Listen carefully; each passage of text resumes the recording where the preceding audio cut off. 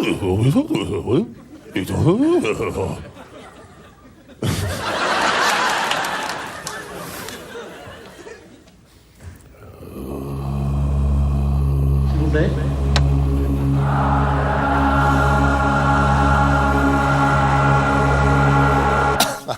my God.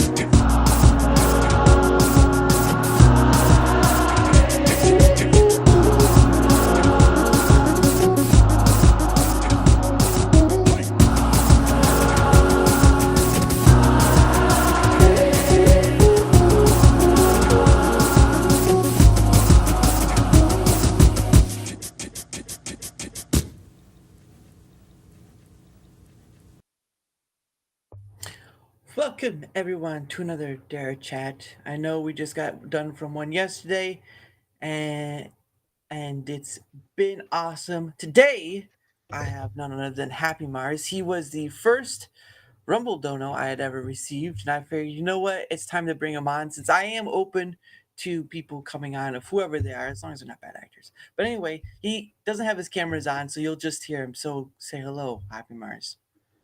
Hello, HappyMars. And hello, Dara. How you doing today, bud? Okay, that joke's been overdone too many times. I couldn't help myself. I know. I'm sorry. Say hello, Susie. Hello, Susie. Really? You dumb child. so, so, so, how are you? Thank you for coming on. I want to know, how'd you come up with a name called Happy Mars? Because Mars doesn't look happy.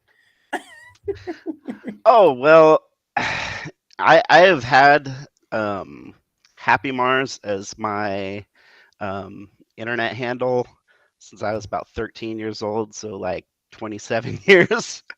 I came up with it when I was a kid. I got the email address and basically just stuck with it ever since. I just thought HappyMars sounded cool, sounded like upbeat and also space. I love space, so nice. I just worked with it, and as I got older, like into my 20s, I thought it felt cringe, but I couldn't change it. At that point, but as time grew on, it really just grew on me, and I'm quite happy with with being known as HappyMars on the internet. Yes, because you're just so happy every time. It's like, oh wow, Happy Mars here. Yeah, I'm here. Yeah, thanks guys. I try to be positive, and just just live up to your namesake, Happy Mars. Come on, live up. I know. It's just like being like a child being named something. That's just like, come on, live it up there, Duncan. Live it up. I want to take over the planet and delight people while I do so. You know. He wants to make Mars happy. Come on, guys, give him credit. That's right. Give him. Mars is so far away. Exactly. Hmm. But yeah, but yeah, like I said, he was the first person to don't give a donation. It was like $2 that he gave, and I was like, I'm never forgetting this. Sort of setting the stupid stage, like, oh, I'll never forget. Tears coming down my face, but no, yeah. Um, but yeah, that is an interesting factor of giving donation stuff. And again, my thing is like that's just secondary, and all that stuff is secondary nature. It's about having a conversation with another person. But when you do, like with on the PIF stream, which I don't know if you've ever stopped by or whatever, but you see what $2 can do, right? $2 can do a lot, Yeah. and so um, it's one of those things where I've always looked at it. It's like it's a bonus to the ultimate point of why someone wants to do the thing on this internet thing that can be good or can be bad or can lead to either or, because we all know how the internet works. So Yeah, I feel like it's a lot like when somebody starts a new business, right? And they get their very first customer and they get the first dollar they ever made at that business and they frame it and put it on the wall. And I've had a couple of streamers, that have been the first person to super chat to or the first person to subscribe to their channel, and it kind of shocked me that how much it means to them and they remember. yeah, So it's example and point. yeah, yeah, that's why exactly. that's why you're on the show. Yeah, if you donate too, no. Hey guys, all it takes is $2 and you can come on Darama's Whoa, show. whoa, hey, whoa! Don't make me sound that easy, okay? For $9.99, all right, $9.99. I'm not like those floozies over at OnlyFans, okay? I'm the real deal. Mhm. For only $9.99, you have a spot on the show. Come on down.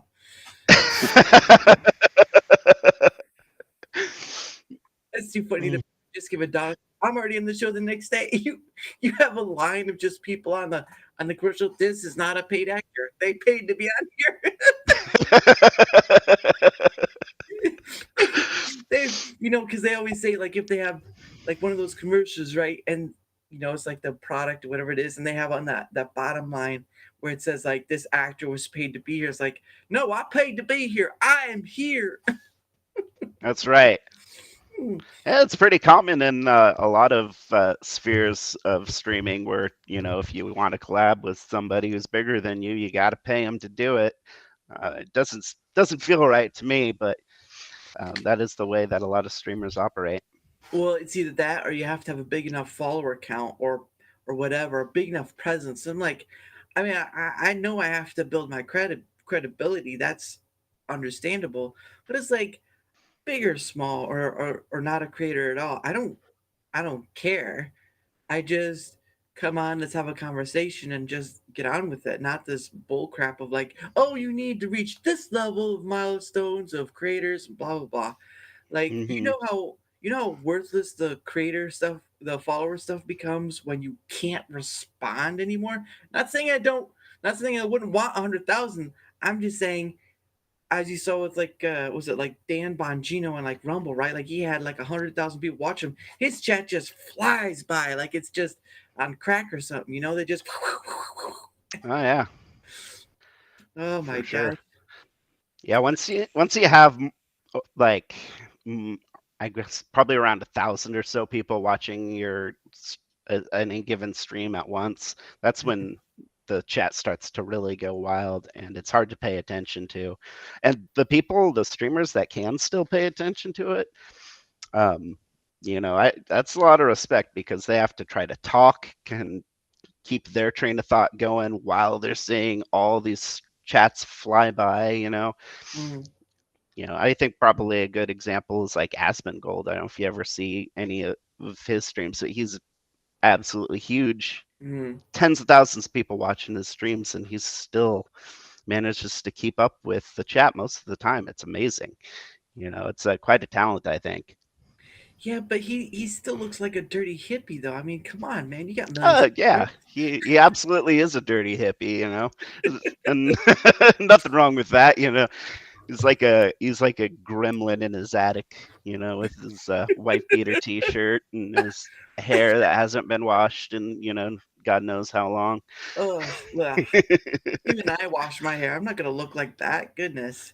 No, But you're not wrong. Yeah, for me, it's just like I get there's a certain some people draw a certain line because maybe a past instance or whatever.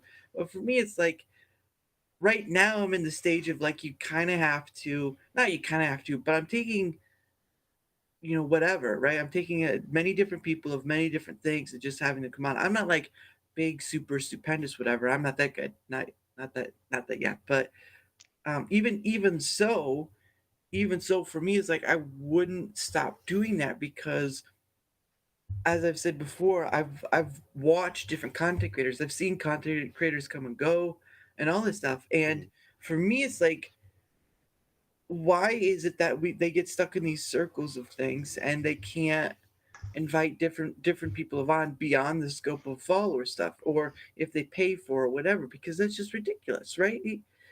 People that I know hmm it sounds off, but people in the chat or people or followers can become the content themselves. That's how easy content making is. You could pick your nose and call that content. I wouldn't do it, but it's still content. sure. You just sit there all day long picking my nose for 24/7. It's like, no, no, Somebody would watch that. You got game cam streams up 24/7 that people will just sit there and watch. Some guy Ugh. picking their nose will definitely draw an audience. Yeah, some. I'm just They're like, getting some nice fat boogers out of there too, and they show them off on camera. ugh, ah, please, I'd like to keep my dinner at least down for once. hmm Please, the horror stories. Oh, there's like pimple popping videos on Yeah, YouTube that are huge. yeah. People Doctor just Pimple. find that so Yeah. satisfying Well, yeah. for The some reason. doctor Pimple Popper has probably earned more money than she has being a doctor. So Yeah, exactly. Oh man. There's a market for that stuff, and for all kinds of weird, creepy fetish stuff out there too that you wouldn't even think is a fetish. I. You just see a woman stepping on balloons, and you're like, that's someone's fetish. Like, hmm what hmm in the hell? I've been on the internet too long to know that if it's a thing, it can become. I mean, that's. I don't know how far you want to get into this, but how far does your well of knowledge go, young man, without getting too? I, I I'm probably, well, like I just mentioned, I'm 40 years old, so I'm probably quite a bit older than you are. Um, Your voice sounds young. Just play with it. yeah. So I'm 23 years old. 25. Go to 25. Even better. 25. Okay, cool. Oh, I thought so. You sounded 25. Oh my goodness. Oh. But I am learning stuff all the time about just how deep the degeneracy rabbit hole goes as far as what people are into online. Um, hmm and yeah, it's messed up. There's just so much messed up stuff out there. And, I hesitate to even bring some of it up, but like there's like baby diaper play Yep. stuff. hmm Like there's people that have sex with animals. Yeah. There's yeah. They usually, I think some people usually call them foreigners, but that's another story elsewhere. But you look at the news long enough, you're like, yeah, I know who they're talking about. But no, you're not wrong because again, you have a thing like BDSM, right? BDSM is that one of those widely accepted things within those communities. Like you'll argue against Mhm. this, but you won't argue against this. And it's just like when you sort of have this puritanism sort of thing, right? Like I get it. Don't get me wrong, but you're on the internet.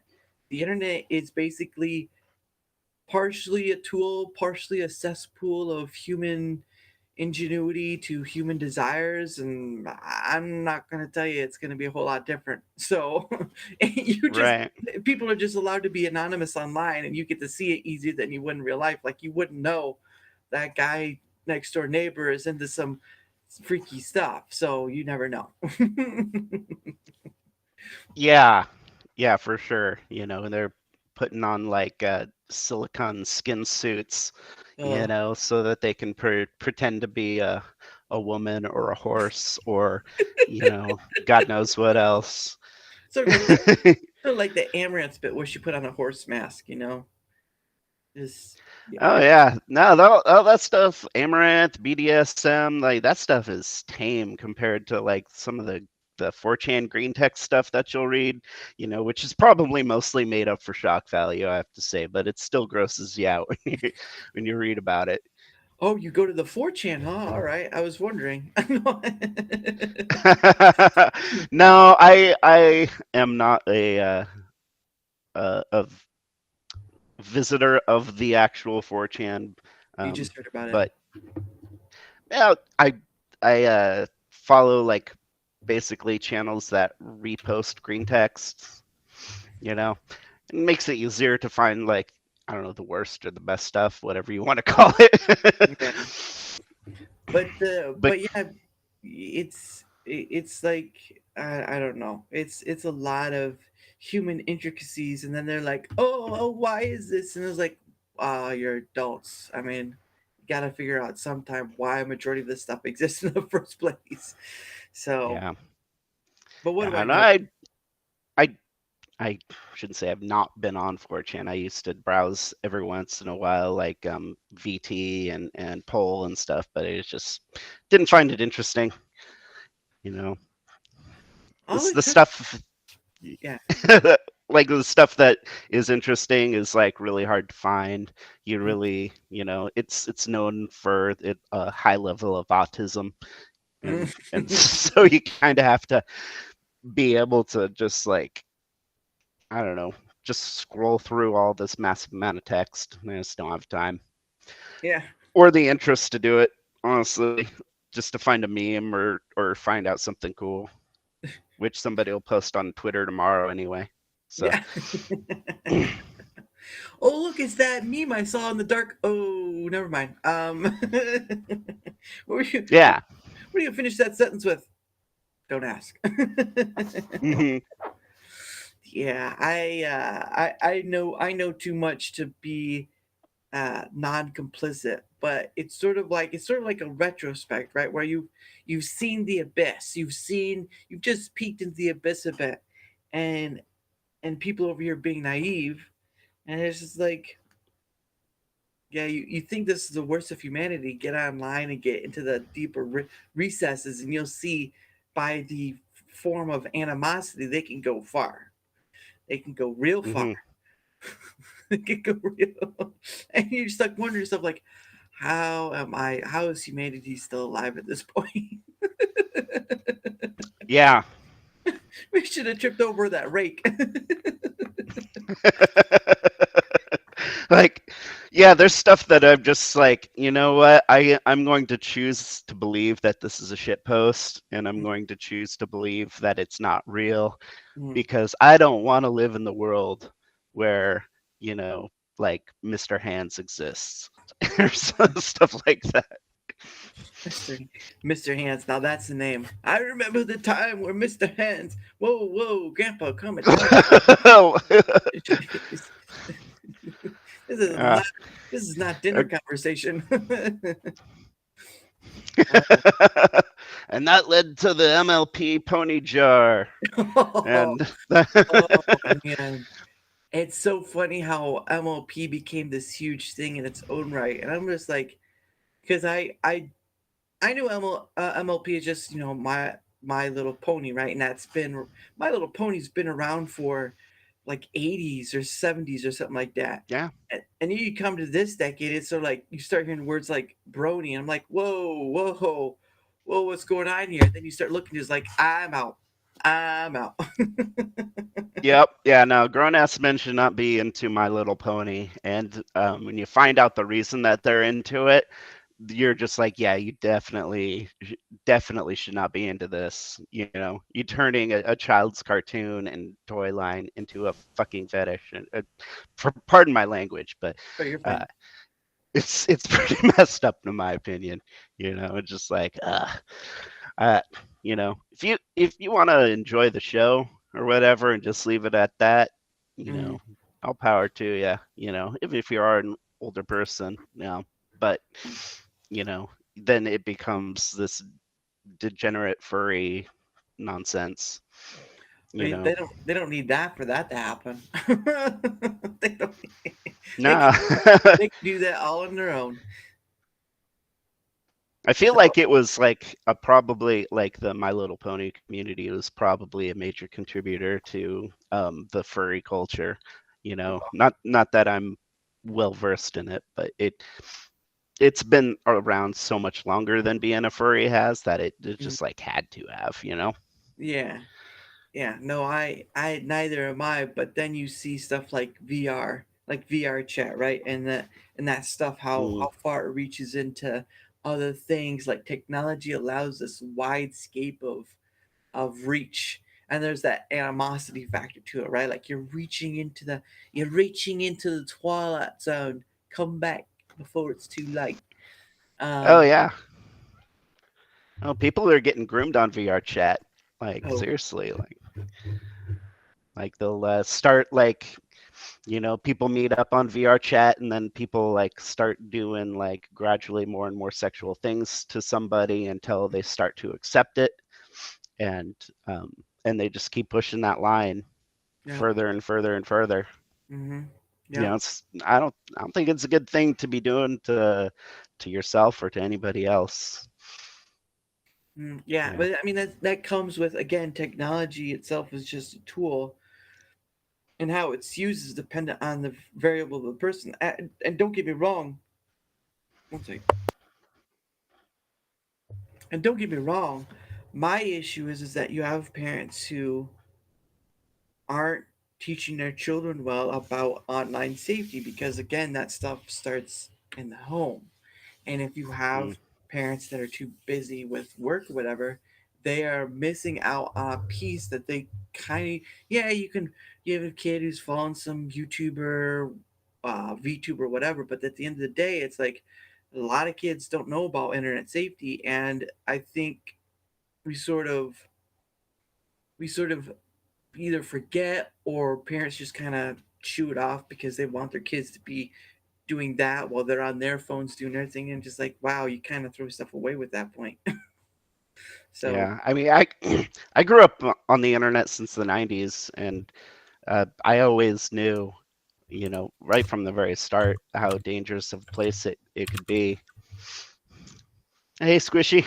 hey, Squishy Banana Productions, now that's a name in itself.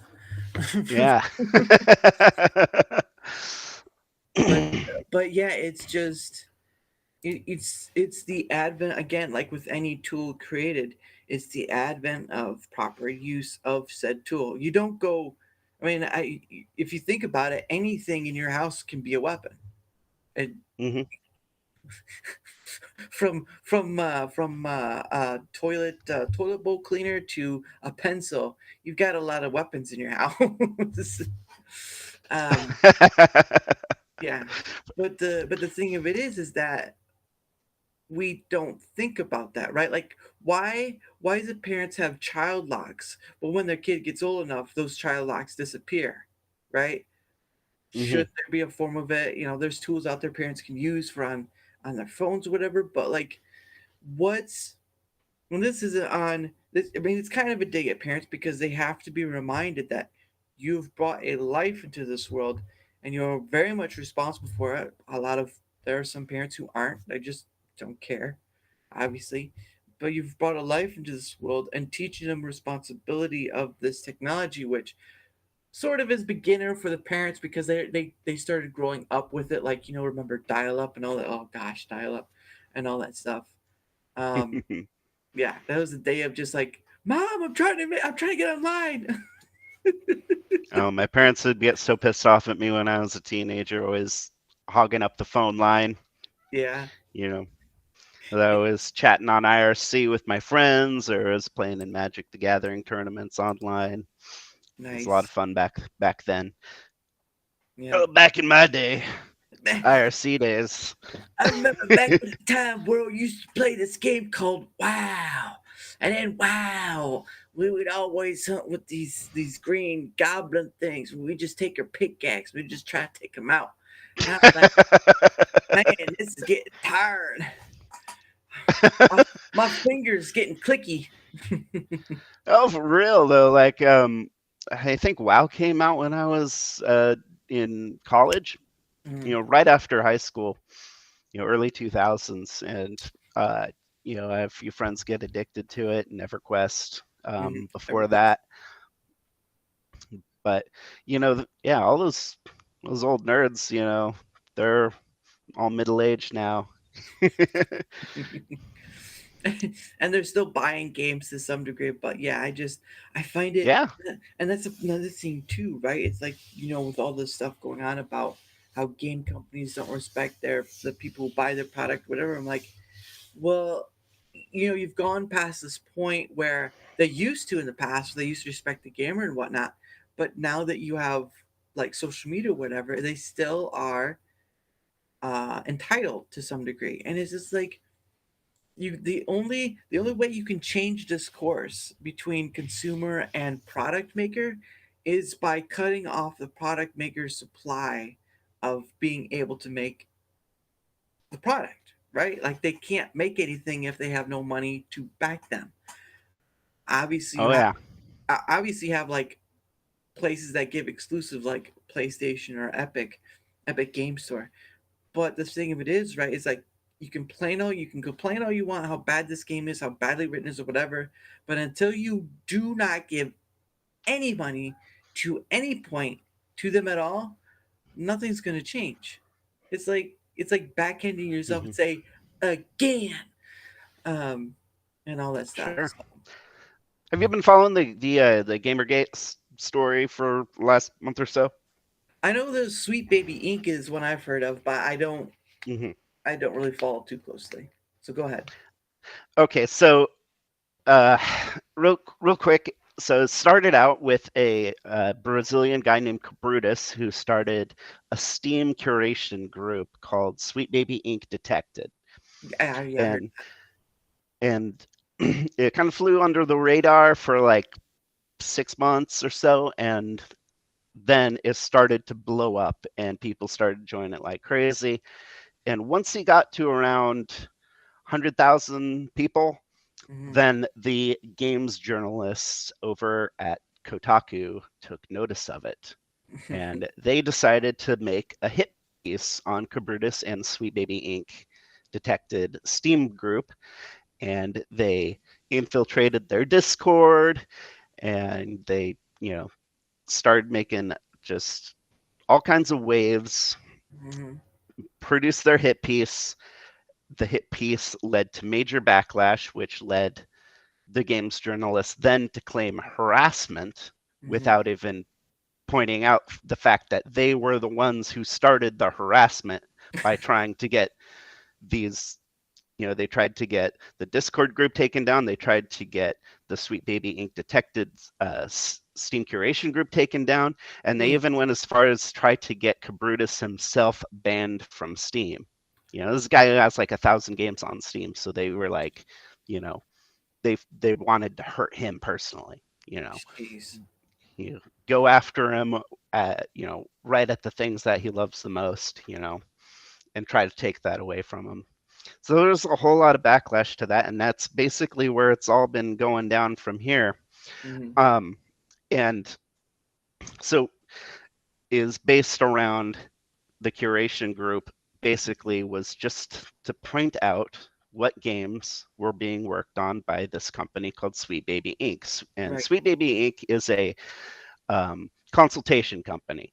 They Right. get hired by all the major AAA studios to basically wokeify their game, Hmm. to make it more diverse, to make sure there's nothing offensive in it. They'll change stories, characters, whatever they have to in order to wokeify it and insert their agenda into the video game. Right. Spider-Man 2 was a great example of that. And had a lot of things that people could point to directly in the game where they could say, okay, yeah, this is definitely Sweet Baby Inc. wokeifying the game. And that's not to say that the AAA studios aren't also woke themselves, Right. but they get financial support for doing this kind of thing through something called ESG scores. Do you know what those are? Yeah, I've heard of it. Yeah. Yeah, environmental, social, and governance Mm. scores. Yeah. And and ESG is basically infecting the entire corporate world in America, Mm. probably around the world. Maybe not all around the world, because there's a lot of countries that say no to this kind of stuff. You don't see it in the Middle East or China, for example, but all the Yeah. Western countries, definitely. And so their goal is say, okay, hey, your audience, your customer base is like 70-80% white men. Mm. And, what we're going to do is we're going to help you guys out to grow your audience to a different demographic. And so even though you're going to lose white men, they promise them that we'll cover your losses, we'll take care of it. You have our investment, and they promise that they will get a new audience of diverse people who don't currently play video games. I've never seen it actually work out that way, but that's what Mm. they're attempting to do with Right. with ESG. Yeah, I've seen all that stuff too, because it ESG playing with the Sweet Baby Ink and all that stuff, and it's just like you know, um, at the end of the day, at the end of it all, it's still going to continue because they're getting some form of money, right? There's still people buying the games. There's still people whatever, um, and for me personally, nothing's going to change until there's no money going to them at all. Like they have to beg Hmm. and do the stuff they said they weren't going to do, to do the games that respects their, buyers, as you will, the product buyers. Oh, hey, Abe. Nice to see you here, Abe. Um, but yeah, I think that in order for all that to change for any gaming is that money has to dry up and fast. Like no money to any subsidiaries, no money to Hmm. any company that works with them, no money whatsoever. Because if you have money going anywhere, anywhere near close to these places, then you lose. So Yeah, and that's a huge hurdle that we have to overcome, and we just and that's the point of the Sweet Baby Inc. Steam curation group, mm, is to try to deny our money to the companies that are making these, that are basically ruining video games, or trying to infect our hobby. And they're doing it in so many different ways. They infiltrated Magic the Gathering years ago. Um, yeah. Comic books have been Mm, destroyed. This is all going back to the original Gamergate 1, 10 years ago. Uh, video games, movies, TV shows, mhm. comic books, basically anything that we use as an escape to get away from their bullshit, Mm, they need to infiltrate in order to shove it all back into our faces. mm. But that right there gets me as well, is because while books and all that other stuff were created to be a form of escapism, you have to realize that you, in essence, can't truly escape. I mean, you can escape, but that's a whole other story. And Hmm. for me, it's like when you hear about this stuff, like you hear about the side of, well, we have these games, movies, all this stuff for a form of escapism. It's like, oh, I understand that. It's sort of like you sit on the couch at home and you just kind of, after a long day of work, you just kind of sit and relax. But then my thought is like, why are we escaping in the first place?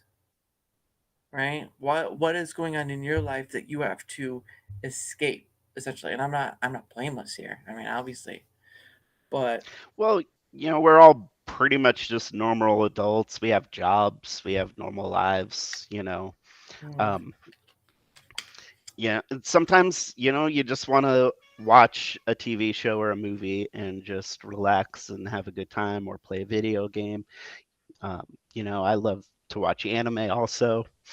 Uh, so, yeah, I mean, it's, it's not necessarily like you're trying to escape your life necessarily, but it is a form of escapism. what's the difference then? Because escapism is technically is that in essence you're trying to escape what your momentary status in life is, right? It's not like the final escape, but it's more of like for a time you are escaping apart from your life, or what's going on, or escape some mental whatever. Sure. Yeah, And I mean, for a few hours, but like, when you fire up, say for example, you're watching Lord of the Rings, and each of those movies is 3 hours long, but you're basically, in a way, you're escaping to, the land of the Lord of the Rings, Middle Earth, mhm. for So a few hours, for however long you're watching that movie. You're doing it for entertainment purposes, usually. right. There are people who, um, use video games and and hobbies as a crutch because their normal lives are so unbearable that they can't. But I don't think that's like the norm necessarily. But but it is a part of the piece of escapism that way you kind of see for the use of the stuff you talk about, right? Like whatever. And the same goes for the creators for those things that you read, right? Like whether it be a comic, whether it be a movie, whatever, you are creating the creators create, for whatever reason, to create this thing that the buyers, the people who buy the products, whatever, who enjoy all this stuff, and then it's kind of a full circle there because um, Hmm. it feeds into each other. They both feed in each other to keep going. Otherwise, if one portion stops making or if one portion stops buying, then you have this thing where that system stops, and one wonders, can people handle the reality that's in front of them in order to improve on themselves, right? Because I would I would think people want to improve on their life in order to get away from whatever they're escaping, in the sense of what we deem escapism to be, right? Yeah, yeah. I mean, to me, like when I when I say escapism, I I think of a lot I think of it a lot in the political sense where you'll be like bombarded with political stuff all day, and then you're just like, I just want to go home and watch a video game and not be bothered with this nonsense anymore. And then you fire up your video game and it's covered in trans pride flags everywhere, and you're just like, oh my god, I can't even play a fucking video game without this like it's like as for heels versus babyface, is that I Mm-hmm. can't play even a single video game without getting current yeared by every single thing all the time. And it's really annoying. And politics is basically it wormed its way into every aspect of all our lives now, since COVID, especially, and there is no escape from it anymore. Not even in your entertainment. But I would say that it's always been there to some degree. Maybe not all of it, but to the point of it. But it's just that after the point of people staying home, and of course after a certain president came in, and you saw all this corruption and stuff more and more, people started paying more attention because then it's realized like, oh, so all this stuff is happening in our nose we didn't know, and we were living this ignorance is bliss moment, right? And that's where I feel like I don't. I've said it before and I'll say it again. I don't care. Political BS is political BS. It all is. It never was meant to be anything more than it's a form of ultimate detriment because you don't accomplish much. What is believed to be accomplished is more a falsity of like we just accomplished something, yay! But it's really just participation trophy thing. Real accomplishment comes from you're out there, you're in action, you're getting something done. And while I understand the escapism, because again, I am no exception to that nature. Um, it for me, it's like for me, it's getting the philosophical. Oh, hey, Putin, welcome What's up, back. Bat? Welcome back. Our favorite Russian bot here has come. He has graced us with his presence, and he has told us that the Kremlin is okay with what we're doing. That was a rumor, though. That was a rumor. That's all I heard is a rumor. Don't take me out. Um, but Russian interference with Darmouth stream. flash, flash, Shut flash, it down. flash. It'd be like flashing lights, like flash, flash, flash.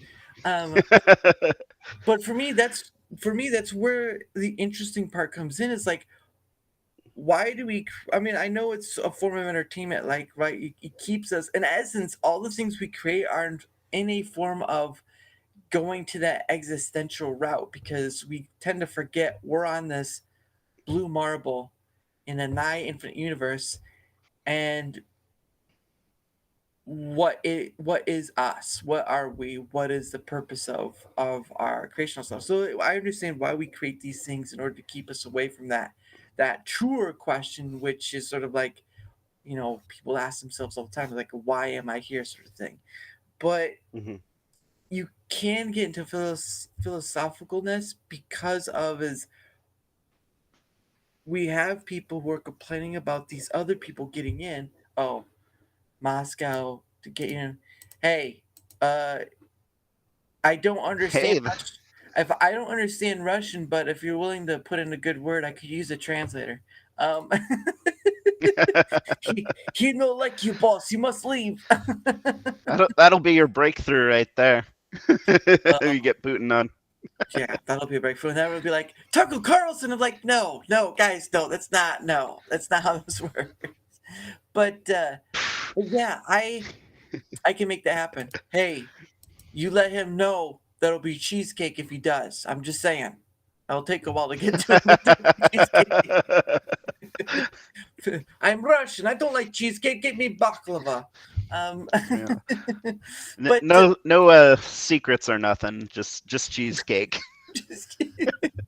Look, what do you want from cheesecake? What do you want to expect the answer lesson? Yes. For 40,000 years ago, we started from the ground up like trees. We are like trees and we just grew up in the seedlings. And yeah, that was hilarious.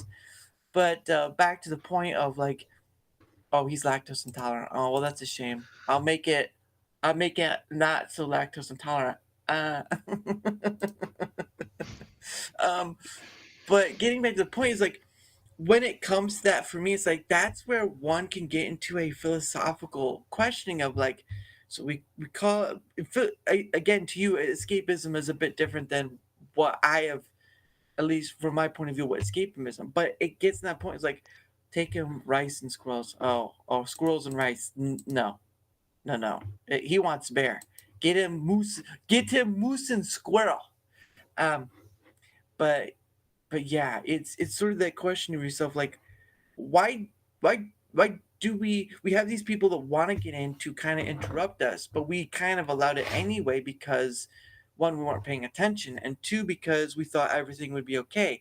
And I think that's what get us, right? We have this false sense of security, right? I mean, even with Hmm. having a government or politics, whatever. We have this false sense of security, and all it takes is one chink in that armor of that believed armor, right? And paying. Hey, all right. Well, praying with the kids. All right. We'll see you once you get back. Um, but it's sort of like once that believable armor has the chink in it, and you aren't paying attention, well, guess what? You get something like Red Dawn, right? Like the Russians coming over and taking over. Most likely won't happen, but Hmm. it's sort of like what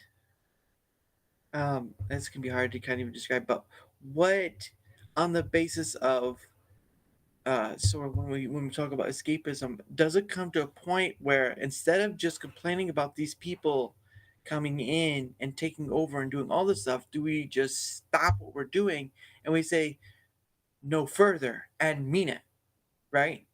Because we have to mean it for them not to go further, because they will go further.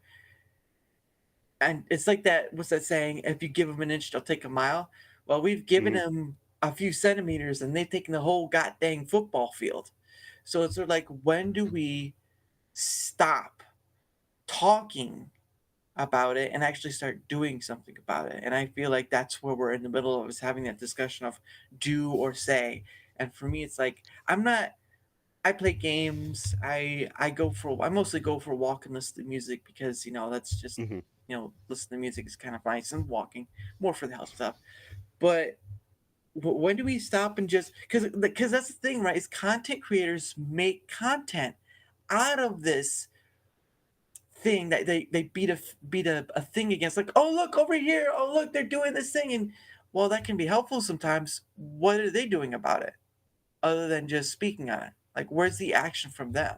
I mean, I guess doing it on camera, talking about it, I guess that is action, but you're just sitting there, you're just talking. What else beyond that scope? And I think for me, that's what the issue is. Well, and here's where I think you and I might disagree slightly. Mm-hmm. Is to me, this stuff is rooted in politics. It's rooted in Marxist subversion of our culture. It's about trying to take the West down a peg, Mm-hmm. and and so I think you have to basically start there with talking about it, bringing attention to it, and talking about what these people who are doing it, what first of all what they're doing, why they're doing it. You can go straight to their Twitter accounts and you can see that they are communist Mm-hmm. and they have an agenda, and that's what they're trying to push. Um, and it's like there's a famous quote by Andrew Breitbart. He said right before he died, he said that politics is downstream from culture. So Mm-hmm. if we want to win the political battle long term for this country to stop the United States from becoming a communist country, it starts with protecting our hobbies. It protecting, to basically stopping them from going any farther. And it's like what you said, not giving them your money, very important. But you also have to, like I said, you have to talk about it. You have to point it out. Yeah, but that's only one part of the fraction of the many other things that have to be done too, right? It's like, yes, you can say, without Andrew Breitbart, you can say politics downstream of culture, but what is culture downstream of? Because there's a downstream for culture, right? Like, culture doesn't just happen out of nowhere; it comes from something, and the only place you can Hmm. point to is the people themselves, right? So, what is it about the people themselves on their tribalism? Because we're all still at that space, and the tribalism scale, where we aren't getting past in that essence. I know it's kind of deep, but we we can talk about it all day long. But what's the after? Right? There has to be an after. There has to be an after conversation. There has to be an after not giving one company your money. Right? It has to be. It almost has to be a down collapse of all the big companies. Right? I don't care if they make a good game or not. You kind Hmm. of have to make an example. You have to be mobbish about it. Like, Yeah, you're right. the mafia themselves, right? I mean, independent is a different thing, but like the mafia themselves, like, they wouldn't joke around if you were in trouble, you were in trouble. And I don't see that coming from other content creators. Let's talk, yeah, bring attention, sure. But what's the next step? What's after that? Because I'm not seeing that. I'm just seeing talk about and pointing out, like, oh, look, there's a falling star. Okay, what's next? Hmm. Oh, my camera's going fuzzy. Hold on. There we go. Well, there's things that we have to do. So like we have to engage in building culture, right? The basically our hobbies have been infiltrated for so long that the communists have a huge head start on us. It might be impossible to root them out of the industries as they exist, but we can do stuff like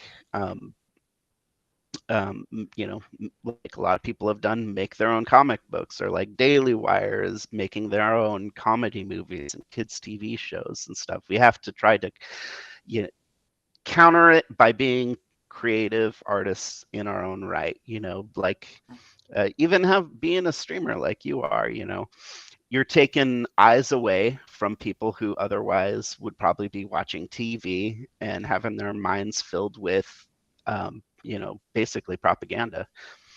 you know You can well, still get that you online. can watch Dartmouth instead and you can be way more entertained, way more informed, uh you know and I we don't know go about from this. there. Yeah.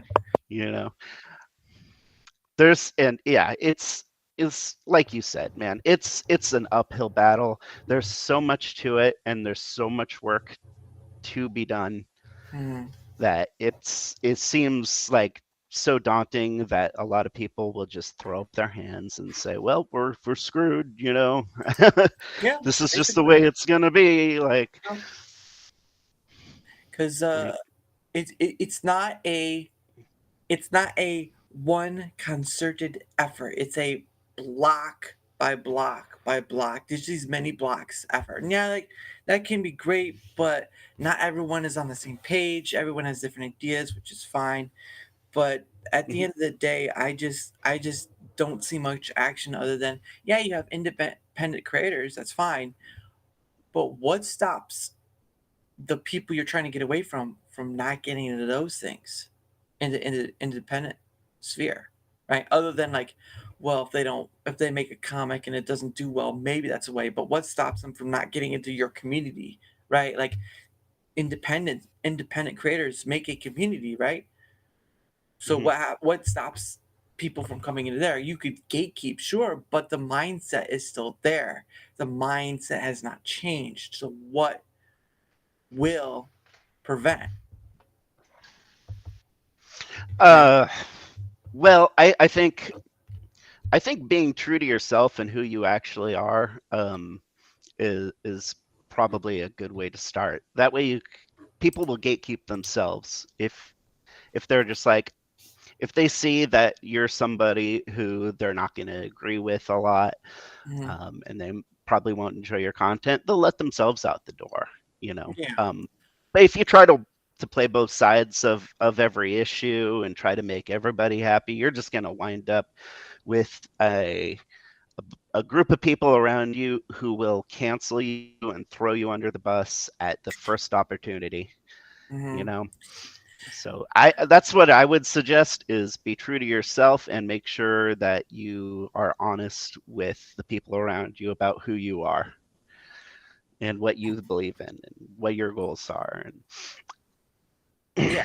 I and while yeah, I can see that obviously because you kind of um because that honest self honesty is always the first step because that's where the beginning of change happens, right? Like it was it Gandhi or something, like if you want to see change in the world, be the change yourself or something like that. Um, so you kind of have that motif, but at the end of the day, um, there's still going to there's still going to be that human factor, which we all focus focus, you darn camera. There's always gonna, there's always going to be that human factor which you're not going to get rid of. I'm just sorry to say it's not going to dissipate. Um, so yeah, you have people out there who know how to play the psychological game, which is what can get you into those communities. If you play the long game long enough, you can create quite a havoc because people will have their biases towards people, ideas, or groups or whatever. Again, that's that tribalism factor, which we all humans still have. We all have, Hmm. confirmation bias. We all have cognitive dissonance. We're all still affected by those things because we're still human. I'm not saying going cyborg or anything, but we're still all human beings. So to say you'll fully get away from it is just an impossible issue because you never fully get away from it. You can only say watch for the signs or whatever, but even then, someone can still slip in under the radar and Hmm. be part of that community for a while, and at a certain point be like that sleeper cell, right? And just so it's Yeah, and that thing. to be honest, I it's not something that I would like to get away from completely. I don't want everybody Yeah. to go off into their own bubbles. I still definitely enjoy talking to people who disagree with me because you learn a lot of things from Uh, listening to I, people who I, disagree with you or have a different perspective. yeah. You No, know? that's why I do this. That's why I do this as well because I get to learn about people's perception and perspective on their view of the world. Right? It doesn't matter what of the view of the world.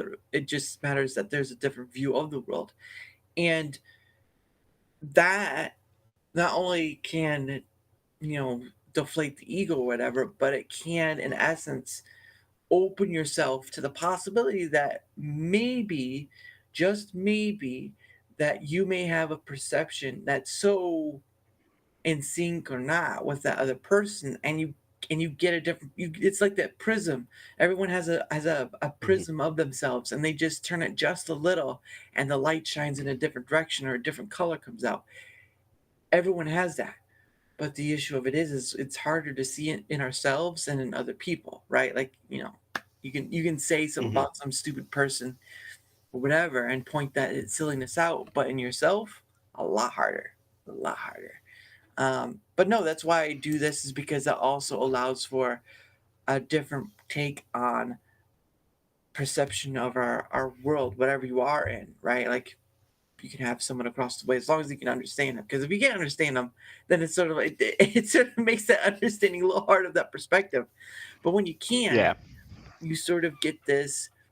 You sort of start stripping back the layers of identity or what we consider identity, because identity is it's like the memory thing, right? Like memories are things we built over time with people and all this stuff, and people change and all that. It's a very varied perspective a spectual perspective, because then you learn that maybe my perspective is not always correct, maybe my perspective is quite vastly different from the next person, and maybe my perspective is limited in view because I've not gone beyond my scope. And it's not just one thing, it's many things, Hmm. right? That's how I see it. But again, that's why I also do this as well, because the perspectives are so vastly wide that you start to wonder yourself, like, man, have I been wrong about things this whole time? It's like, dang it. Oh yeah.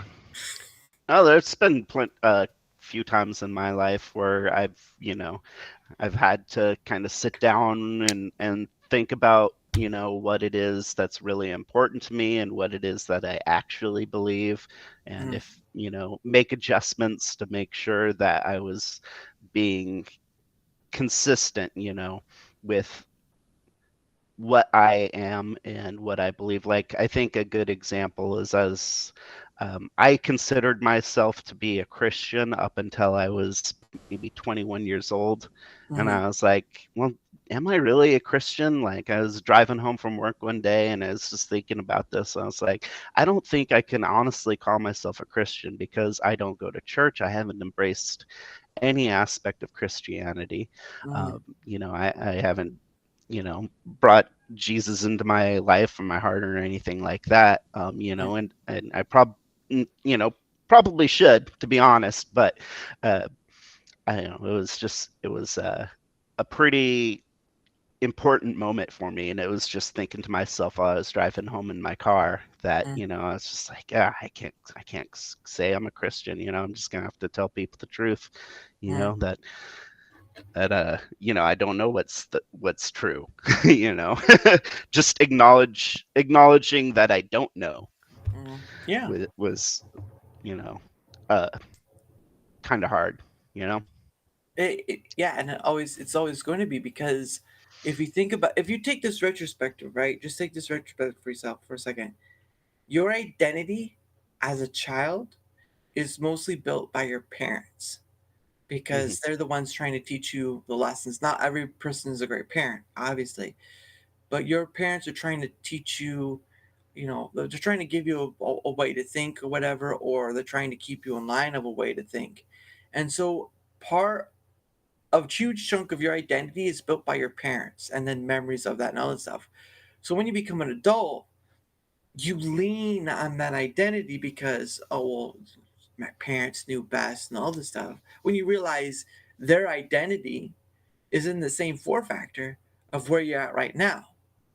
Hmm. So when you start going through that process of that thinking process, right, you've been like, then what? Again, you get into this existential aspect. And then you start going into your forms of escapism, because the question of is, who are you, becomes more impactful when you stop and try to think about it like you did, right? Like, what does it mean to be a Christian? And you're like, well, I'm not doing the things that are required to be, or at least they say are required to be a Christian. So then I'm not a Christian. You sort of be like that binary thinking, right? Like when Hmm. there's ones and zeros and all that stuff, like one yes, zero no, and all that stuff. And so you're slowly thinking about those things, and yeah, you could become lost. You could become uh, so out of it that maybe you start taking drugs or whatever to get away from it and all this stuff. There's a line of self that starts racing, because what is your identity? Part of your identity as a kid is your parents and what Hmm. they've built up. Now, if you have really good parents, they'll try to teach you to how to think for yourself, but even then, that's still a identity built by your parents to some degree. But that's the vastness of humanity right there. It's like, who builds us? Each other. But then what am I to others? Am I the identity that was built by others? Or am I an identity that's wholly new and wholly separate from all that? Right? And that, again, that's where that existential crisis can come from, because then you're stuck thinking, then what am I as an individual? And then what am Hmm. I to a group? And then I tell you what, if your brain hasn't broken by then, congrats. right. And you know what the thing is, almost everybody is going to fall into like a dozen identity groups. Yeah. I, like I'm a nerd, I'm a libertarian, I'm a white male, or whatever. If and you just kind of accept that those some of those things because that's how the world looks at you. Other things are based on how you see yourself, and Mm, you just kind of incorporate all of it to form your own identity. mm. Yeah, and it's very, again, that's where you can get deep, and that's why I do in some degree like it, although I kind of don't get too far, because then you start going circles, or you start asking yourself the real questions, or with other people, and you start getting so deep that, in fact, you might have trouble. It's like, tomorrow, what is it worth? And you're just like, whatever. um but anyway, before we go any further, of course, you already know what happens at the top of the hour every hour. I set aside time to promote each other, but I know you say you're not a content creator, so I don't know if you have anything you want to promote. That's Chill up to you. time. Yeah, well, that's what you say. I say promote because I shill grip. Those are just negative connotations now. So I try to keep it at least humble, but with some reasonable positivity. So if you have anything, go for it. If not, I'll just do my stuff. So start with you. Well, if anybody is interested, they can follow me on X at HappyMars 24. Other than that, I'll show my Oshi Zatris. Go check out Uh, Zatris on Sim, Rumble and Sim, join her Discord. You know, you'll see Sim. me hanging out in there quite a bit. Um, Yeah, you I know, know. That's about You'll it. your 3D waifu. I get it. No, I understand. Simp. I understand. I It's don't want to simp or nothing, and I don't have a waifu, but I don't know. These things have I don't know, the different words that we have in VTuber anime culture for things. Sage. Sages, I did good. Pat me on the head.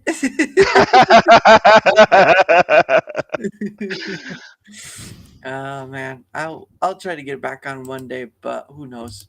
So, but all right, now it's my turn, Mister Sim. No, you're all right. But yeah, I'll have to get your link from your from the link to your Twitter X because I forgot to grab it. So, but anyway, before that point, my name is Daramus, and I stream to both YouTube and Rumble at Daramus. Obviously, it says right there, right there. It says at Daramus. But I also have a fan account, Twitter X, um, at Veramuth. I also have a Discord at Daramuth. I have an email, uh, and it's coming up right there, right there. I forget it's on the verse. So at Crazer6 at Proton Mail, that's where you can get reach me as well. So if you want to have the same opportunity that Happy Mars has, right? Like dude is dude is cool. Okay, we'll put it there. But if you want that same opportunity, you can contact me at those three places: the Twitter X, the Discord, the email, whatever it may be. Heck, and if you don't want to do those three, just leave a comment in the chat, right? Just leave a comment in the like the comment section or whatever, and we'll go from there. Like I've tried to make it as easy as possible so that people can just slip right into those things and just kind of like I'd like to be on too. Because I'm still in that phase of like I still have to chase after, I still have to do this, running up a hill sort of thing. I'm not gonna sing this song, but still. Um, so I still have to do that, but one day I'm hoping that I build enough credibility that I don't have to do it as hard. I mean, I'll still work hard. I just won't work as hard in the sense of like, chasing someone down. And that's it's like it's just one of those things. But you have to get to that point first. So again, fan account Twitter X at Daramuth on Discord or the email at Crazer6 at Proton Mail. Any of those ways, or leaving a comment in the video, or whatever, to get my attention. There you go. I mean, it's that simple. Yeah. This week I have tomorrow I have that's right. Who do I have tomorrow? I gotta look at it. tomorrow tomorrow I have Masculine Cargo, who's just been another in the chat. On Thursday, I've got Daniel Romano, who is sort of I think he worked with one of the Power Rangers. I can't remember the name. And then Friday, way after the PIF stream. So I don't know if I'm going to do a run from 7 to 10 or oh, I'm going to have to take a nap before then. Or I'm just going to do at 7, then do my hour, and then come back later. I don't know. Um, oh man, I'm really considering just doing splitting it up, but maybe I can make a run for it. I'm going to have to flip a coin because if I'm going to make a run for it, I've got to take a nap. So, and it's a Friday, so it might work, but it's not looking good if I make a run for it. So, but yeah, those are the ways you can get to me. I appreciate and glad you're here. Same with everyone else who comes on the show. I'm grateful. Some people come back, some people don't. I'm lucky to have on, and I'm lucky to continue forward because this is what I want to do. This is the thing I found. In life, you kind of search for what you want to do with it and all this stuff. And after a while, it's sort of just meandering around, doing like the CompTIA stuff and all that. But I found my thing, and uh, yeah, it doesn't. It's about the conversation, not about the likes, follows, whatever. Those are bonus to the whole trajectory. But Leave a like and follow, by the way, yeah, do everyone. that. Do that. If you don't do that, Santa will visit and he'll point at you and stare when you're asleep, and he'll just say, "Yeah, Santa will do that."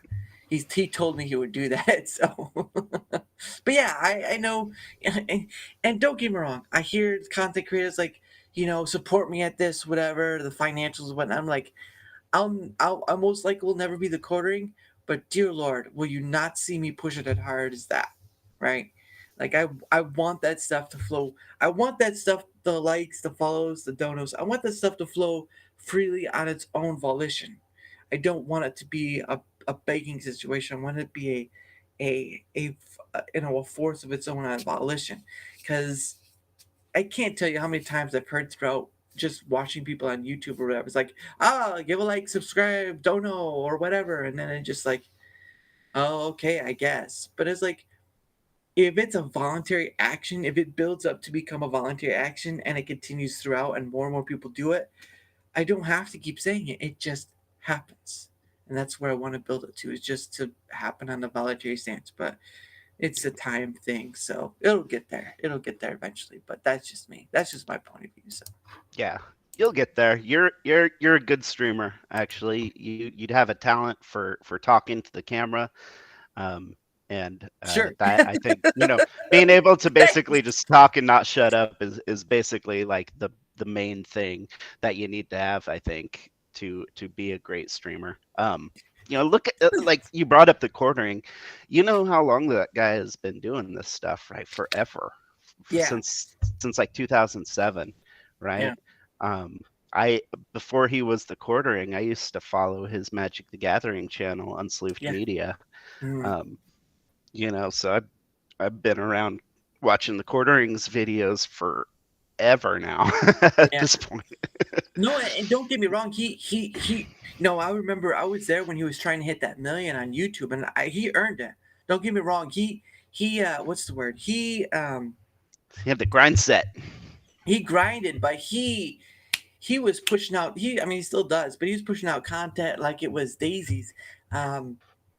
And promoting himself and all that stuff. So it's like he earned it through his thing, but at a certain point, it becomes an annoyance because you're sort of like every day is like support me here, like support me here, leave a comment, whatever, la la la la la la. Buy my coffee. Buy my coffee, and of course he does support other creators through his coffee brand coffee, which is great, but it's sort of Yeah. like it's an annoyance where it's like for me I know I have to say it now, but what if I could build it to the point where I don't have to say it, right? Just be the content creator where it's like, thank you guys for supporting me and all that stuff, and they go and like and they go and follow and they go and donate or whatever. It's out of a voluntary set. You implanted the seed in their head, and it's like, he won't be here if I don't help support, or whatever. Yeah. And so they do it out of their own volition. It's not a keep asking, keep asking, keep saying, and all this stuff. It's like, he said he thanks me for being here. He says he appreciates me. I'll give him a like, I'll give him a follow, I'll give him a donor, whatever, because I know that if I wasn't there or being a part of it there, that he wouldn't be here creating this content. He wouldn't be bringing these people on just talking about fish in a barrel stuff.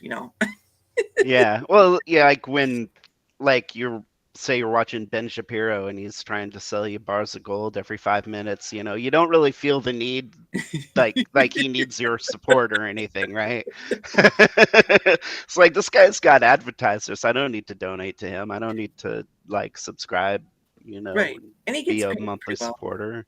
Yeah, Oh, he's the biggest political podcaster in the country, with that hands down. yeah, with that high annoying voice, like, my name's Ben Shapiro. Yeah, I don't I'm not out there to be making fun of people is all right, but being out there to just be total be a total slap dick or whatever it is, no. Yeah. Poking a little fun is fine. It's all in good fun. Yeah, poking a little fun is fine, but when you start saying like, look at this, and just kind of slap 'em around with your dingling, that's when it's like, no. Because I know not everyone's going to be my friend, even though it's kind of hard to consider friend on an online basis, because until you meet them, it's sort of this grand delusion of like they are my friend sort of thing. But it's like, so it's kind of for me. It's difficult to say that. I'd say acquaintance. I'd say part of some fellowship or whatever. But it's saying a friend. is a very different connotation because it takes years to build up a friendship, it'd be Hmm. trust and all that stuff. So it's hard for me to say it when it's just like I'm meeting people, but some people don't stay. And like Jack Tarlat, I probably could say Jack Tarlat is a friend, but we've never met before. I've never met you before. What is this trick? But uh, but yeah, it's also content creation or even just being a watcher of a content means you have to be cautious of what are you getting into and what are you stepping into, right? Because again, I'm seeing a lot of content creator drama, and I just want to tell you, don't care who you are, don't care where your drama is, I'm out. Right? I'm gonna Yeah, when you do your storm, you do your thing. I'll be over here doing my thing. You want to come on, you're always welcome. You want to have a chat, you're always welcome. But if you want to involve me in your drama, the door's over there. See ya. for sure. I mean, it's not like saying see ya, I'll never see you again. It's more like see ya, come back to me when you're done. Right? You're it's like a tantrum, like a child has a tantrum. You kind of let them go do their thing for a bit. You come back, you have a conversation. But I don't it does kind of hurt when someone says I don't like you because of so and so whatever. Yeah, okay, understandable. But at the end of the day, I don't give a rat's behind about your drama, because at the end of the day, it's just for clicks. It's just for clicks. It's just for donos. It's for whatever. I don't care. I don't really care.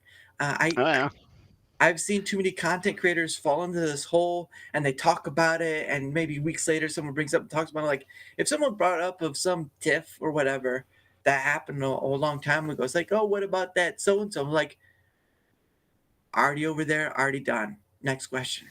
That's how you have to do it, right? Nip it in the bud. hmm Don't play beat around the bush. Don't play friendly whatever. Nip it in the bud. Say that's in the past. That is done. That's it. I don't know hmm why it's so hard for content creators just to do that. It's like pick a side sort of ordeal. I'm like, I don't give a rat's behind about it, because why do I need to pick a side for you? yeah, yeah. No, it's like when like there's ever drama between two content creators that I like, I'm Talking just like, you know what? Oh, reality what's up, tunnels. Minty? Yeah, we're talking reality tunnels. We're talking existential crisis reality tunnels. So stay for the fun. What is a reality tunnel? I don't know. I'm thinking it's my like parallel world. But anyway, what were you saying? Minty's gonna have to explain that one to us, maybe. Explain But yourself, Minty. Explain yourself. oh, What were you saying? I just back to the point I was making about drama. I hate seeing drama between people that I like. Um, it, What like happens for to if you look at like Steven that? Crowder's divorce or something, that's Yeah. something where there's a lot of debate and a lot of drama around it, and just like, you Mhm. know what, I'm not interested in that, and I'm not interested in picking sides. I Yeah. just want to enjoy everybody, and it's fine to disagree and still still be cordial and Yeah. polite and friendly and everything, which surprise which actually I have to say, for the most part, the Steven Crowder thing has been mostly that way, where people are having disagreements on it, but it's like it's someone else's divorce. It's not even our thing. Like, not my business, not my problem. Everyone can have their own opinions on it, whatever. Yeah. Hold on. I didn't want to say anything else. There we go. I don't want to disturb you. No, yeah, and don't get me wrong. Because from that perspective, right? From that perspective, the whole he only I think on both sides there are exaggerations. There's hyperbole. So the truth is somewhere in the middle between what Jared said and what Steven Crowder has for his own thing. Hmm. But the thing of it is, right, is you are correct in saying that they only did like the Gerald only did that one thing, right? Did one thing, and then the day after, Stephen Crowder had mentioned like, look, the divorce is amicable. We've done our thing. Don't go after. So he, you can't say he wasn't instigating it. I mean, the Candace Owen thing felt like an instigation because I didn't even know about it, but with this one, it's been out there. He's saying don't bother her. done and over with. Let's just move on. So to say he's been very whatever about it, yeah, he has. But Hmm. my thing is the people surrounding it, right? Right? Everything's all the circle people, the courting, all that stuff, everything surrounding it. And for me, it's just like it's only going to stay high profile when it's talked about, and it because it's part of the news, right? Like these content and quartering. Hey, I heard that. Oh yeah. But the quartering is a 24/7 sort of news guy. It's how he puts out 5 videos a day, literally Hmm. 5 videos a day. But for me, it's like it shouldn't even be anywhere on anyone's radar. It's only because he's some high profile person and because other people are talking about it because it's a news piece, right? It's stinking 24/7 news thing. And that's why I'm okay to talk about current news. That's fine. But that's not my main point of doing this. Everyone else will do the 24/7 thing. And guess what? It'll just be a different perspective about the same stinking topic that doesn't do anything. It doesn't change anything. It just stays there and gets talked about. It's like beating a dead horse. You have one person beating the horse and saying, "Look, this bad thing is happening," and then walks Mm. away. And then another person, totally different, beats the same horse. "Look, this bad thing is happening, and I don't agree with it." And that person walks away. And then another, and then another, and that's what it is. It's like when do the content creators become no different than the 24-hour news, right? Other than like, oh, we don't have the money or whatever. It's like it doesn't matter. You have connection, you have the technology. Other than the money, what's the difference? And Oh, even yeah. then, they're not really journalists. Some of them aren't really journalists because they're reading what someone else has already written. So Right. Yeah. so like when they call themselves a journalist, and this is just it's not this isn't pointing at one person, it's just pointing at people who are like calling themselves a journalist, but they're not out in the field. They're just reading what someone else puts on this, what someone else like an article, right? What someone else creates an article, they're just reading it. They're like giving their perspective, and that's it. What's new? Well, yeah. I mean, it's just what is the goal as a content creator if you're gonna do that, right? Do you want to? I think for most of them, it's about informing and entertaining, right? Probably entertaining more than informing most of the time because you're trying to make a living off of this, usually, Exactly. you know. So you want to, first of all, you want to get something that gets clicks, gets people to come to your videos, and drama is always a surefire way to get clicks. Yeah. Everybody loves a little bit of drama. They love a little, spicy gossip. Hmm. It's just kind of the way people always have been, always will be. I get where you're coming from. It seems distasteful a lot of the times, because it's like, well, what, are you just bitching about something? Or are you gonna, you know, you, or do you actually want to do something about it? And Yeah. are you a content creator? If you're a content creator, it's fine. If that's your goal, is to make a living entertaining people. I'm not going to fault people for that. It's totally Right. cool, or are you an activist, or you something want to make an actual difference in the world? Yeah. And there's people who walk that line. Somebody like the quarter. We talk a lot about Jeremy. Yeah. He It's two kind of does Jeremys. that. He likes to, uh, he does engage in all this stuff, right? Mhm. The clickbait, the drama, the all of it, right? And we still like him. We still watch all of his Yeah. videos. I tune into his stream home practically every day. I support him on uh on on whatever. On locals, I buy his coffee and all of that, All right. but you know, but at the same time, he is also out there trying to make a difference in the ways he can, because you're just dudes screaming on the internet, we're on Twitter pissing into an ocean of piss, you Yeah. know, getting a little splashback on our ankles. Yeah. um,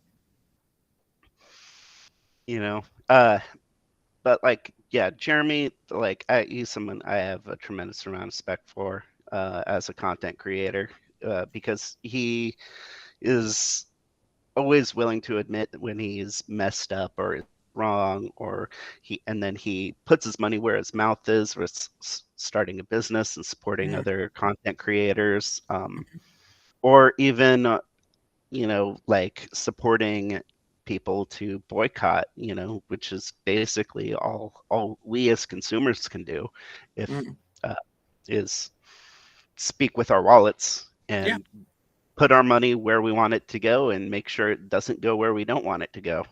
Yeah. Yep. And that I totally get. Like I said, I respect his grind because he didn't get to a million by just not doing anything. Right. That was the YouTube Yeah. thing a long time ago. It's just beyond that scope. It feels like there's not much. There's not much of a difference when you have, let's say, the 24/7 news, and then you have content creators just going on about what's going on in the news because like you said, they're trying to make money off it or whatever. And it's sort of like, well, then what is content creation? Is it just fair use stuff, like reactionary stuff, like you see those reactors and whatnot? Is it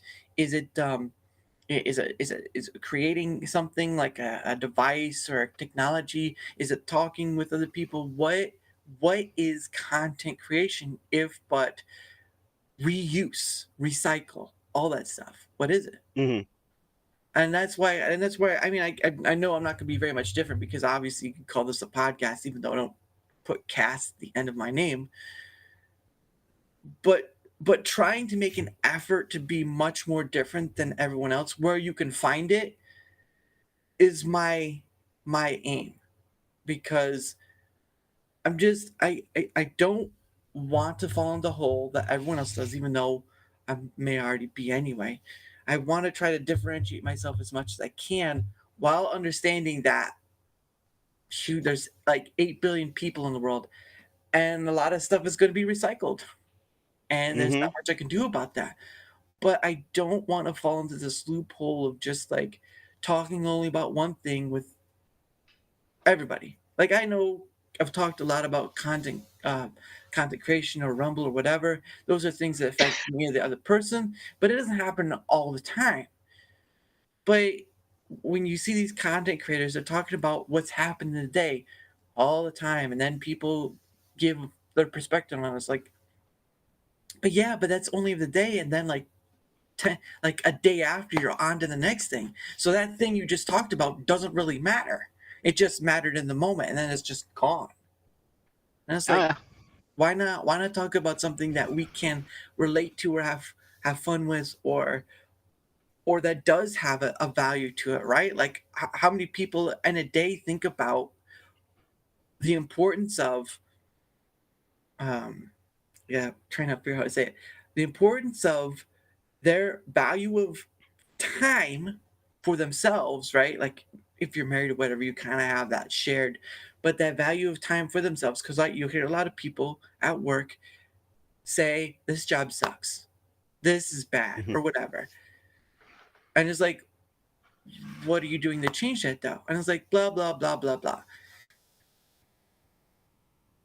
Where comes the change when you have those type of discussions, or do you have all those type of discussions? I know you because it's a detail thing, right? Like you don't really want to talk about your job because it's detail. You've seen all those content, like Jeremy, right? The quartering, he got swatted, and so there's always Hmm. that danger with. I think he got swatted twice, wasn't it? Oh, at least twice. Yeah, Yeah, if not more. yeah, which sucks, but that's a weapon now. Swatting is a weapon that Hmm. haters can use, and um, I think, I mean, maybe one day when I get bigger, but I think at a certain point, oh, he's back. The great Russian bot is back. All right, welcome back, comrade. But I do believe at some point, content creators are going to have to register to some degree with their police department or whatever, saying, I'm a content creator. You might be called in to swat me and have that relationship worked out because Yeah, it's a weapon. Swatting is a weapon now. absolutely.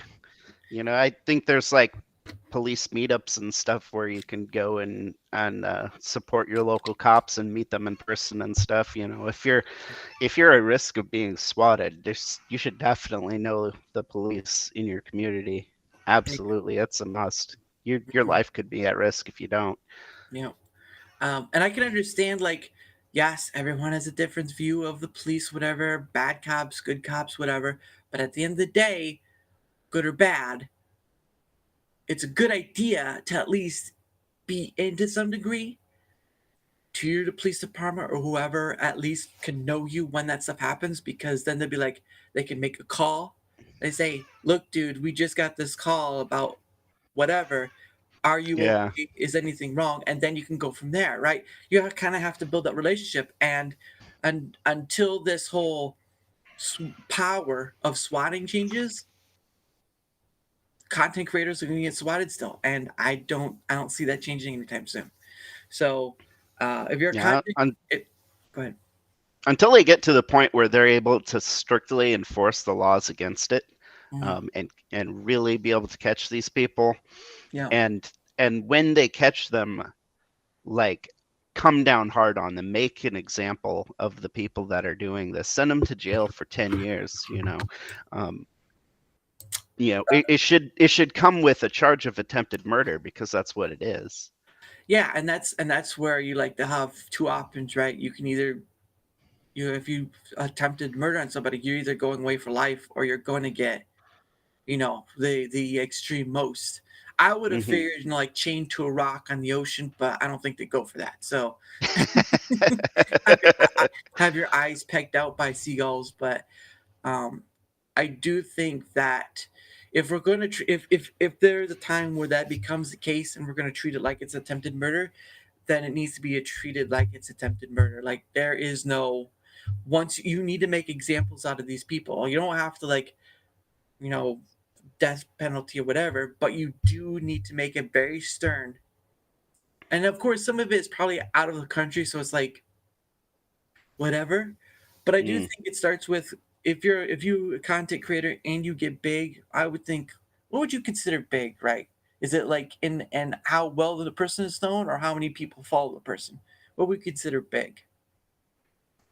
Oh gosh, that's a good question. I would say you're big Good once idea. you're making enough money off of content creation that you don't have to work another job. I I would say that like that's when you've made it, right? Like you make a few $1,000s a month off of, whatever Rumble rants and mm, subscriptions, and or if you run them advertisements as well. mm. I would consider anybody who's able to make content creation their full-time job a big creator. Okay, I can see that. I mean, even if they did, because you've seen people on Twitter X too, like they had jobs and they got doxxed from their job and they got let go because of whatever the reason. Hmm. Um, And some people have been able to shoehorn that their own doxing into making it a full-time job, like Libs of TikTok did. no, yeah, You yeah, know, she just was like a normal person with a Twitter account that got popular, and then once she got doxxed, it was on from there. Well, when we know who this person is, so in come the offers for jobs and ads and stuff. And I think I can't remember if it was like Babylon B or someone, but somebody was like, "Hey, we'd like to just pay you to keep doing what you're doing because we find that much value in it." yeah.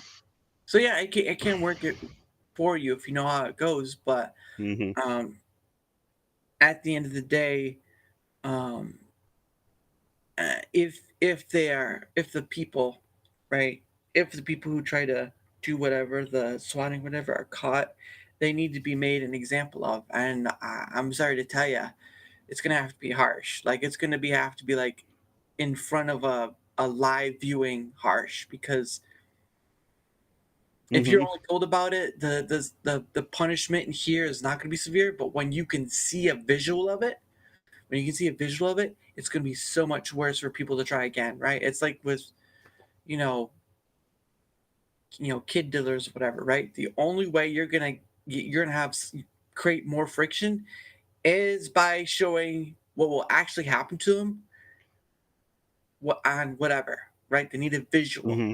You need a strong visual in order to dissuade, because if they're caught, guess what? That thing they just saw on the screen is going to happen to them. They're going to have to try not to get caught. So, Yep. um, You're going to be not only shamed in public in front of everybody for the horrible things you did, but then you're going to hang by your neck in front of everybody for it as well. You know, um, yeah, I feel like I would make crime uh, a lot better, a lot less crime if we did stuff like that. If we were I'd, more harsh on the criminals. yeah, just toss them in a volcano. You're done. I, that's just a joke, but yeah, the punishment has to fit the crime, and many a times it doesn't. You know, we wish. Hmm. I mean, what some people wish death on those who do like stealing or something like that. Like the small stuff. But when it comes to taking a life, more than not, the punishment does not fit the crime. Hmm. So you have people who can get out and walk freely, and they don't change their ways, and then they do this whole cycle again. So you're like, you Yeah. know, there's Like almost okay. criminals, though, they don't usually just start out like you don't like go from zero to murderer, right? Yeah. You'll start out maybe when you're like younger, you'll start out like stealing, from your peers, then you'll steal from stores. You get a little bit older, maybe you start robbing people at gunpoint, stealing cars, then you Mm-hmm. start robbing stores and banks, at gun, and pretty soon you're a murderer. But if you would have gotten punished Mm-hmm. for the first thing you did, you could have put an end to that entire cycle right then. But we don't do that anymore, right? We see these things as petty crimes, especially here where I live on the West Coast. It's Yeah. like you have to steal so much from somebody in order for the cops to do anything. Yeah. Like you can have your car stolen, the cops won't care. Like my cars have been broken into like twice in the Jeez. last 5 years, and I had all my stuff stolen out of it, windows broken.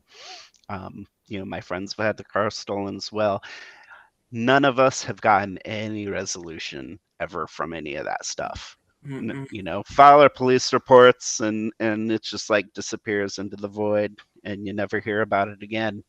No. You know, yeah, you're just like, okay, well, this is the way it is now. Mm-hmm. And it sucks, but you know that's a situation that they've put us in now, because you have to start with the petty crimes. If you want to stop the big crimes, you have to start with enforcing the petty crimes. Yep. Yep. It's all got to start somewhere. But at the end of the day, it can always come back to that other side of the factor, right? Well, if we make too many strictness of it, then those rules can be used against. Like, making laws, man, is a tightrope, because it can go both ways, right? The use of, Hmm. of something like a law made to apparently stop one thing can be used for something else that you didn't think of. And so making laws should be treated like a tightrope, because if you're not too careful, forget it being any fair use of law use, whatever. Hmm. Because we don't put much thought into that future aspect. We put more into like, well, maybe tomorrow, but after that, not much. So Yeah, it's like the law is to criminals as is the Twitch terms of service is to e-girls, you know? Where it's just like, oh, well, they changed the law. Let me just scour this. Let me find the gaps in it, see where I can take advantage. Yeah. Oh, it looks, it looks like so long as I only steal, under $900 worth of stuff, they're not going to arrest me. Or, if the girls on Twitch, oh, it looks like they don't have a rule against having an ass cam, which is the current meta. Jeez. Yeah, and the thing of it too is like that's sorry, I thought I was gonna sneeze. It's just like you notice that you know that feeling you're gonna sneeze, like hold, and no. But it's sort of like that thing where it's Denied. been the, this thing has been with us since we were a kid, right? It's called the cookie jar effect, or at least from my point of view, it's where you try to do your thing to get your hand in the cookie jar so your parents don't notice because you want the cookie. Same thing with the thoughts. Same thing with other people. Human Hmm. beings are great at getting around to get the cookie. So you Yeah. have to create this. You have to create as many booby trap frictional things as possible until it's too hard that they could get caught, and it's like it's not worth it, man. It's not worth it. So I, yes and no. I mean, like there have to be, I think, clear rules that really make it so that, like, at least in cases where there's an actual victim, right? right. If somebody has gotten stolen from, or if they've been, hurt in some way, there needs to be a way for them to resolve it. Mhm. Um, if nobody's hurt, then it's like, okay, well, then these are just regulations, you know. There are worse things in the world than breaking a regulation.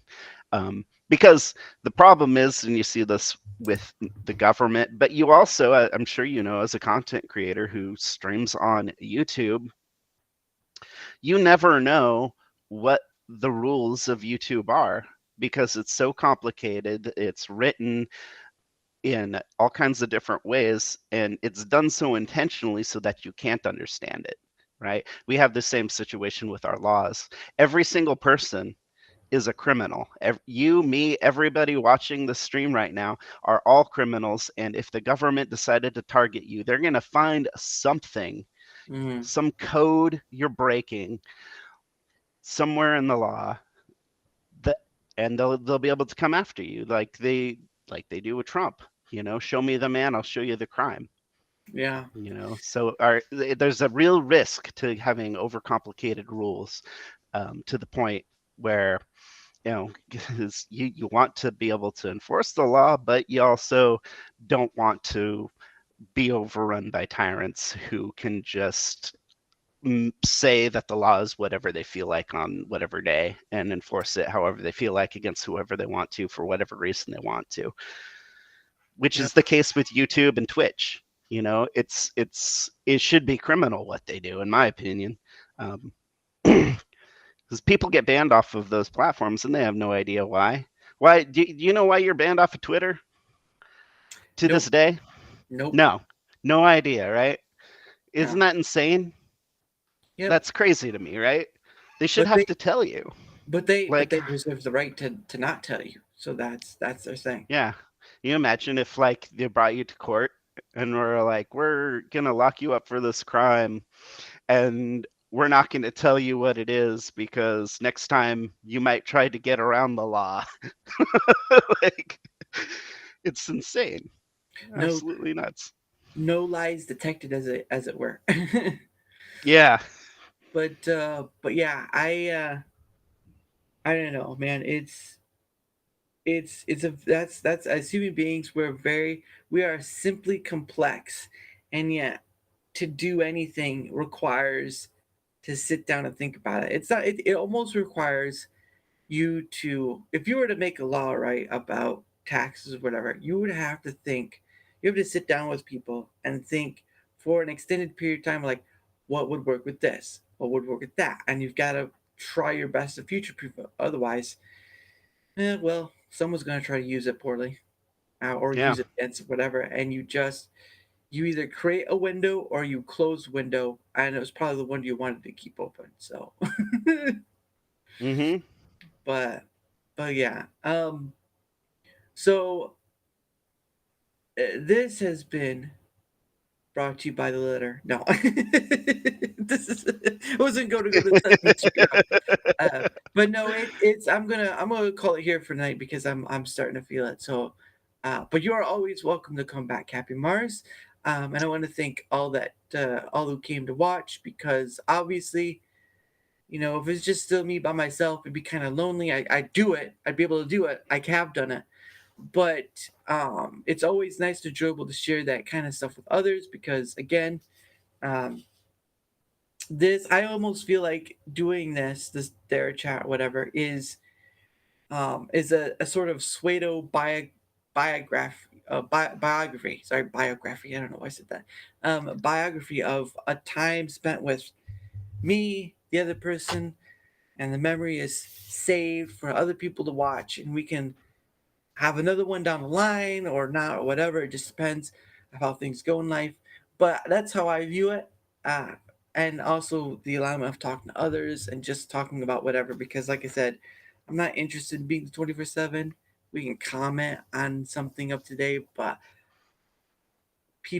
there's already like 10,000 people already doing the same thing. So I'm like, why don't Yeah. I try something a little different? And I think I'm a little different at least, but who knows? Um, but yeah, so we're gonna end it here for tonight. I want to thank everyone. Thank you, Happy Mars, and thank you for being my first donation ever. Hey, Um, man. Thank you. I had a great time. oh, yeah, glad because sometimes I like with UB Legend. I was like, I don't know if he's okay. He said he had fun, so I was like, all right, that's great. I just didn't. When you're in it, you aren't sure because of the nervous and stuff. So it's okay there. But anyway, so what was it? Oh, that's right. I've got to do my promotion. Hold on. So don't forget. So don't forget, I stream both YouTube and Rumble because I am of mind that a content creator should not be stuck to one platform unless they're being paid by the platform for exclusivity. That's the only way. Only way. Other than that, I believe content creators should multi-platform, like the quartering, because like what happened with Parlor, you never know. And if it comes to the point where they can shut down your ISP, it's over. It's over. So anyway, I have a fan account on Twitter X at Vermouth. Uh, I have the Discord at Daremouth. You can DM me there, or you can go to my uh, Crazier6 at ProtonMail email and email me there if you want to come on. Again, I offer this opportunity to just about anyone because I'm not interested in bad actors. I'm not interested in arguers or debaters, whatever. You can go find your own island. This is for people who want to have a conversation of just about anything because we just had a conversation just about anything. So, but yeah, Twitter X fan account, Discord DM, and the email. Either way to reach me, if you want to come on those the way, you could just leave a comment in one of the videos on either Rumble or YouTube. Good to go. So I offer the same to just about anyone. So come on, let's have a good time because I really don't know how else to explain it to try to attract people. It's like we're having a conversation because I know people. I've had so many times where people are asking like, "What's the topic going to be?" I'm like, "Well, you come on, talk a bit about yourself, and we'll go from there." And I think that kind of catches them off guard because they aren't sure. They want direction, obviously, but I've found that when you have the field open enough to go wherever, people have a good time out of it. And so I think that does better than just picking a topic and going for it. Maybe one day I'll do something like that, but I probably save that for like a multiple people on a stream rather than just one on one. So, but anyway, thank you guys. I appreciate you guys. Oh, and don't forget to. I don't know if you're gonna stay on after the video or not. That's up to you, Happy Mars. But I do appreciate being here. And don't forget to mute yourself during the video. So here it is Sure. again. Yeah, here it is again. Uh, One day with you, with Pogo. See you tomorrow, guys. Oh, that's right. Before I go, I apologize. I forgot to mention who's on tomorrow. So give me 1 second. Hold on. So tomorrow, 7 p.m. Eastern, Masculine Cargo is going to be on. Come join us for that. We're going to have a great time like we did today. Don't forget, 7 p.m. Eastern, Masculine Cargo. All right, guys. Have a great one.